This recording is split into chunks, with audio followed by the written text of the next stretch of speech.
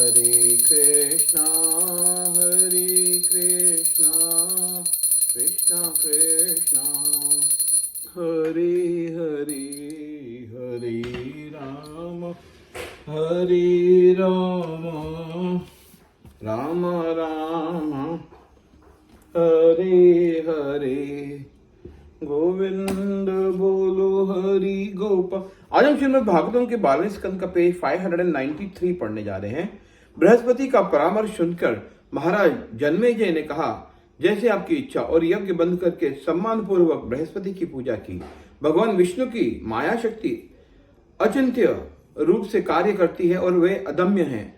यद्यपि प्रत्येक जीव भगवान का ही अंश है, परंतु शारीरिक चेतना के कारण वे माया द्वारा भ्रमित रहता है। महाराज जन्मेजय जैसे महान व्यक्ति भी कुछ समय के लिए पथभ्रष्ट हो गए, परंतु चूंकि वे महान भक्त थे, इसलिए भगवान ने तुरंत उनकी गलती को सुधार दिया। इसके पश्चात शौनक आदि ऋषियों के मन में श्रील व्यासदेव के पैल आदि शिष्यों द्वारा वेदों की रचना के विषय में सुनने की इच्छा हुई और सूत गोस्वामी इसका वर्णन करने लगे। सृष्टि के आरंभ में ब्रह्मा जी के हृदय में दिव्य ध्वनि का सूक्ष्म नाद प्रकट हुआ। ब्राह्म्य श्रवण क्रिया को पूरी तरह बंद करने पर ही व्यक्ति इस नाद का अनुभव कर सकता है। वेदों के इस सूक्ष्म रूप की पूजा करके महान ऋषिगण अपनी हृदय को समस्त दूषणों से मुक्त रखते हैं। 3 ध्वनियों के सम्मिश्रण से बना ओंकार इस नाद से उत्पन्न हुआ है और उसकी सूक्ष्म शक्तियां शुद्ध हृदय में सदा प्रकट हो जाती हैं। ओंकार 3 रूपों में परम सत्य को प्रकट करता है। वह है भगवान परमात्मा तथा निराकार ब्राह्मी। ओंकार की दिव्य ध्वनि आत्मा को से अद्भुत होती है और हृदय के आकाश में प्रकट होकर उन परमात्मा द्वारा सुनी जाती है जिनके भौतिक कान नहीं है। ओंकार से ही समस्त वैदिक ज्ञान का विस्तार होता है। ओंकार 3 प्रमुख ध्वनियों अ, ओ एवं म को प्रकट करता है और इनसे ब्रह्मा जी ने अन्य ध्वनियों को उत्पत्ति की।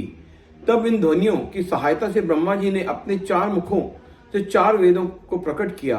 तब उन्होंने अपने पुत्रों को उन वेदों की शिक्षा दी और उन पुत्रों ने इसे अपने शिष्यों को सिखाया। इस प्रकार वेद गुरु शिष्य परंपरा में इस लोक में आए। प्रत्येक द्वापर युग के अंत में अपने अंतःकरण में भगवान से प्रेरणा प्राप्त करके महर्षि गण इस एक वेद का विभाजन करते हैं। वर्तमान वैवस्वत मनु के राज्यकाल में ब्रह्मा जी, शिवजी तथा अन्य देवताओं के निवेदन पर भगवान ने पराशर तथा सत्यवती के पुत्र वेदव्यास को यह प्रेरणा दी कि और उन्होंने वेदों के 4 भागों में विभाजित किया। श्री व्यासदेव ने ऋग्वेद पैल को, यजुर्वेद वैशंपायन को, सामवेद जैमिनी को, अथर्ववेद सुमंतु को सिखाया। इन 4 शिष्यों ने पुनः वेदों को विभाजित करके अपने शिष्यों को उनकी शिक्षा दी। इस प्रकार गुरु शिष्य परंपरा के माध्यम से वेदों का ज्ञान प्रसारित होने लगा। इस समय वैशंपायन के शिष्यों ने अपने गुरु को ब्रह्म